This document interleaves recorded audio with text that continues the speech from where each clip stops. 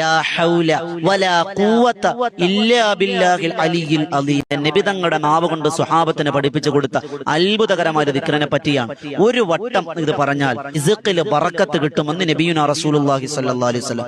രണ്ടാമത്തെ നേട്ടം, ഈ ദിക്ർ ഒരു 101 വട്ടം നിങ്ങൾ ചൊല്ലണം.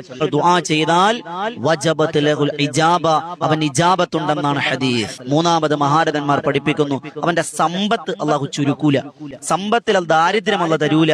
അതുപോലെ നാലാമത്തത്, ഒരു വട്ടം പറഞ്ഞാൽ, ഒരൊറ്റ വട്ടം പറഞ്ഞാൽ 100 വട്ടം 200 വട്ടം ഒന്നും പറയണ്ട, ഒരു വട്ടം ചൊല്ലിയാൽ 99 രോഗങ്ങളുടെ ശമനം എന്നാണ്. അഞ്ചാമത്തെ നേട്ടം, അള്ളാഹു തന്ന അനുഗ്രഹം നിലനിൽക്കുന്ന. ആറാമത്തത് മഹാരഥന്മാർ രേഖപ്പെടുത്തുന്നു, ചെറു പാപങ്ങളുള്ള പുറത്തു തരും. നമ്മുടെ ചെറു പാപങ്ങൾ പൊറുക്കാൻ ഈ ദിക്ർ മതിയായതാണ്. ഏഴാമത്തത്, സിഹിറുകൾ, കണ്ണേറുകൾ, വിളിദോഷങ്ങൾ, പ്രാക്കുകൾ, ഇതൊക്കെ നമുക്ക് രക്ഷയാണ് ഈ ദിക്ർ. എട്ടാമത്തെ നേട്ടം, ഫർള് നിസ്കാരം, എല്ലാ ഫർള് നിസ്കാര ശേഷം 11 വട്ടം ഈ ചെറിയൊരൊറ്റ വരിയുള്ള ദിക്റിനെ ചൊല്ലിയാൽ നിങ്ങളുടെ ജീവിതത്തിൽ സുരക്ഷിതത്വം ലഭിക്കും, അള്ളാന്റെ കാവല് ലഭിക്കും. അതുപോലെ 9ാമത്തെ നേട്ടം മഹാരഥന്മാർ രേഖപ്പെടുത്തുന്നു, വീട്ടിൽ നിന്നിറങ്ങുമ്പോൾ ഈ ദിക്ർ ഒരു വട്ടം പറഞ്ഞാൽ തിരിച്ചു വരുന്നത് വരെ നിങ്ങൾ അല്ലാഹു സംരക്ഷണത്തിലായിരിക്കുമെന്ന് നബിയുനാ റസൂലുള്ളാഹി സ്വല്ലല്ലാഹു അലൈഹി വസല്ലം. അതുപോലെ 10ാമത്തെ നേട്ടം മഹാരഥന്മാർ രേഖപ്പെടുത്തുന്നു, സ്വർഗ്ഗത്തിലെ നിധികളിൽപ്പെട്ടതാണെന്ന് നബിയുനാ റസൂലുള്ളാഹി സ്വല്ലല്ലാഹു അലൈഹി വസല്ലം. സുമ്മിൻ കുനൂസിൽ ജന്ന, സ്വർഗീയ നിധികളിൽപ്പെട്ടതാണ്. 12ാമത്തത്, നമ്മുടെ ജീവിതത്തിന്റെ ഏറ്റവും വലിയ പ്രശ്നമാണ് ടെൻഷൻ. ടെൻഷൻ മാറണോ? ഈ ദിക്ർ നിങ്ങൾ പതിവാക്കിക്കോ.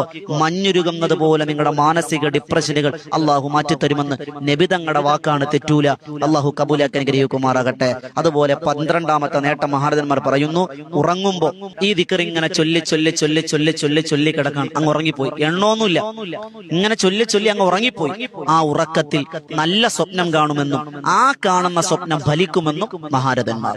13ാമത് പറയുന്നു, ആഖിബത്ത് ഹുസ്നുൽ ആഖിബ, നല്ല മരണം അല്ലാഹു തരും. 14ാമത്, മീസാൻ എന്ന തുലാസിൽ നന്മയുടെ ഭാരം അധികരിപ്പിക്കും. 15ാമത്തത്, അർശിന്റെ തണൽ അല്ലാഹു ലഭിക്കും. 16ാമത്തത്, ഹിഫാലത്തിന്റെ മാലാഖമാർ അല്ലാഹുവിന് കൊടുക്കും.